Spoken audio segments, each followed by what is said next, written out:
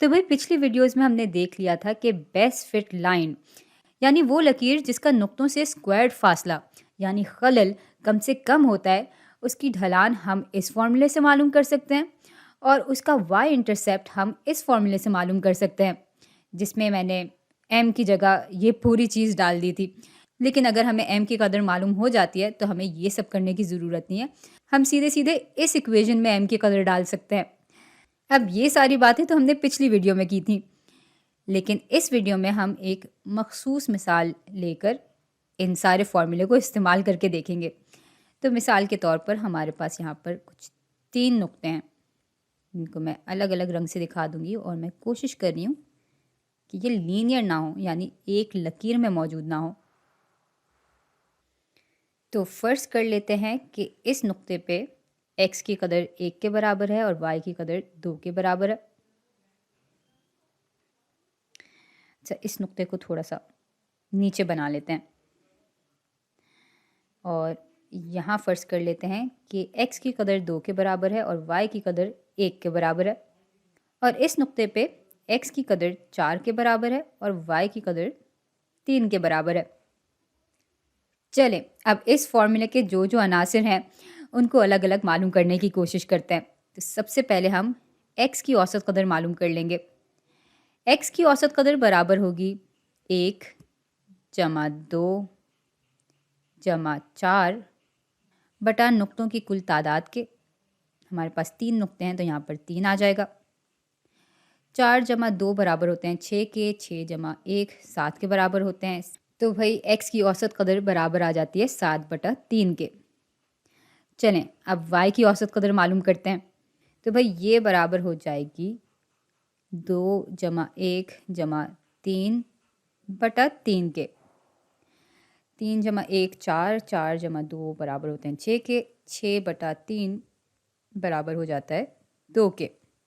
अच्छा, अब x ज़रब y की औसत कदर मालूम करने के लिए हमें सारे नुक्तों के x और y को आपस में ज़रब देना होगा और फिर उनको जमा करके तकसीम कर देना होगा कुल नुक्तों की तादाद से।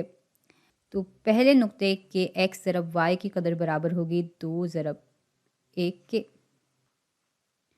जमा दूसरे नुक्ते के x ज़रब y की कदर बराबर होगी 2 ज़रब 1 के, और तीसरे नुक्ते के x ज़रब y की कदर बराबर होगी 4 ज़रब 3 के। इस पूरी चीज़ को हम तकसीम कर देंगे 3 से। अब 2 ज़रब 1 2 के बराबर होता है, यहाँ पे भी हमें 2 मिल जाएगा, जबकि 4 ज़रब 3 बराबर होता है 12 के। तो 12 जमा 2 14, 14 जमा 2 बराबर होते हैं 16 के। तो x ज़रब y की औसत कदर बराबर आ जाएगी 16 बटा 3 के। हाँ, तो x की औसत कदर हमें मालूम हो गई, y की औसत कदर मालूम हो गई, x ज़रब y की औसत कदर मालूम हो गई। x की औसत कदर का स्क्वायर हम वैसे ही मालूम कर सकते हैं, वो बराबर हो जाएगा 7 बटा 3 के स्क्वायर के। अब इस फॉर्मूले को इस्तेमाल करने के लिए आखिरी चीज़ जो हमें मालूम करनी है वो है x स्क्वायर की औसत कदर। तो x स्क्वायर की औसत कदर बराबर हो जाएगी, भाई 1 का स्क्वायर ले लेंगे हम, 2 का स्क्वायर ले लेंगे और फिर 4 का स्क्वायर ले लेंगे। इन सब को आपस में जमा करेंगे और तकसीम कर देंगे नुक्तों की कुल तादाद से, जो कि बराबर है 3 के। तो 1 का स्क्वायर 1 के बराबर होता है, 2 का स्क्वायर 4 के बराबर होता है, 1 जमा 4 बराबर हो जाते हैं 5 के। 4 का स्क्वायर बराबर होता है 16 के और 16 जमा 5 बराबर होते हैं 21 के। तो x स्क्वायर की औसत कदर बराबर आ जाएगी 21 बटा 3 के, और 21 बटा 3 बराबर होते हैं 7 के। चलें, तो अब ये सारी चीज़ें हमें मालूम हो गई हैं, तो अब हम m का फॉर्मूला इस्तेमाल कर सकते हैं। यूँ m, जिसको मैं नीले रंग से दिखाऊंगी, बराबर हो जाएगा x की औसत कदर ज़रब y की औसत कदर माइनस x ज़रब y की औसत कदर बटा x की औसत कदर का स्क्वायर यानी 7 बटा 3 का स्क्वायर माइनस x स्क्वायर की औसत कदर, जो कि बराबर है 7 के। तो अब इस पूरी चीज़ को जब हम हल करेंगे तो हमारे पास m की कदर आ जाएगी। चलें, ऐसे करते हैं कि कैलकुलेटर के बगैर ही इसको हल करने की कोशिश करते हैं। तो 7/3 ज़रब 2 बराबर हो जाएगा 14/3 के, माइनस 16/3 यहाँ आ जाएगा। इसको हम तकसीम करेंगे।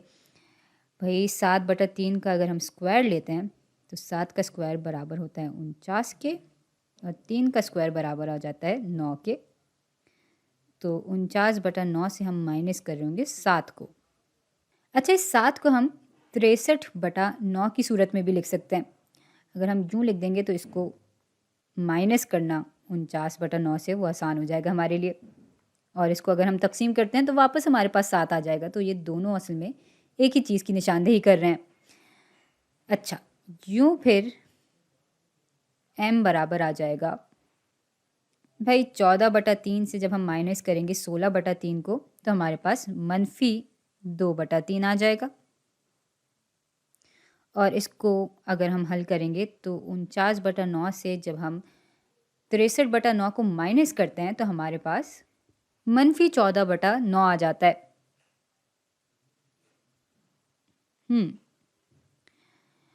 अब अगर हमें इस तकसीम के निशान को हटाकर ज़रब का निशान लाना है तो हम इस फ्रैक्शन का रेसिप्रोकल ले लेंगे, यानी इसका उलट ले लेंगे। यूँ फिर ये चीज़ बराबर हो जाएगी -2/3 ज़रब -9/14 के। भाई जगह ख़त्म होगी हमारे पास। चलें अब इसको हल करते हैं। तो 2 ज़रब 1 बराबर होता है 2 के, और 2 ज़रब 7 बराबर होते हैं 14 के। 3 ज़रब 1 बराबर होते हैं 3 के, और 3 ज़रब 3 बराबर होता है 9 के। यूँ m बराबर हो जाएगा -1 ज़रब -3 यानी मस्बत 3 के, और जब हम फ्रैक्शन के निचले हिस्सों को आपस में ज़रब देंगे तो हमारे पास 1 ज़रब 7 यानी 7 आ जाएगा। तो भाई बेस्ट फिट लकीर की जो ढलान है वो बराबर है 3/7 के। अब इसका y इंटरसेप्ट मालूम कर लेते हैं। तो b बराबर होगा y की औसत कदर जो कि बराबर है 2 के, माइनस x की औसत कदर जो कि बराबर आई थी 7/3 के, ज़रब m के। तो m यहाँ पर 3/7 के बराबर है। ये दोनों आपस में कट जाएंगे और ये दोनों भी आपस में कट जाएंगे। यहाँ पे फिर सिर्फ 1 बच जाएगा, और 2 - 1 बराबर होता है 1 के। तो बेस्ट फिट लकीर का y इंटरसेप्ट बराबर है 1 के। चलें फिर ऐसा करते हैं कि इस लकीर को बना ही लेते हैं। तो मिसाल के तौर पर y एक्सिस पर 1 यहाँ पर होगा, तो ये हमारा y इंटरसेप्ट है, और ढलान 3/7 के बराबर है। तो इसका मतलब ये है कि जब x पे मस्बत 7 कदम की तब्दीली आएगी और हम दाएं तरफ जाएंगे तो y में मस्बत 3 कदम की तब्दीली आएगी और हम 3 कदम ऊपर जाएंगे। हाँ, तो अब अगर हम इस नुक्ते से, जो कि शामिल होगा लकीर में क्योंकि y इंटरसेप्ट 1 के बराबर है, तो ये नुक्ता है 0,1 का।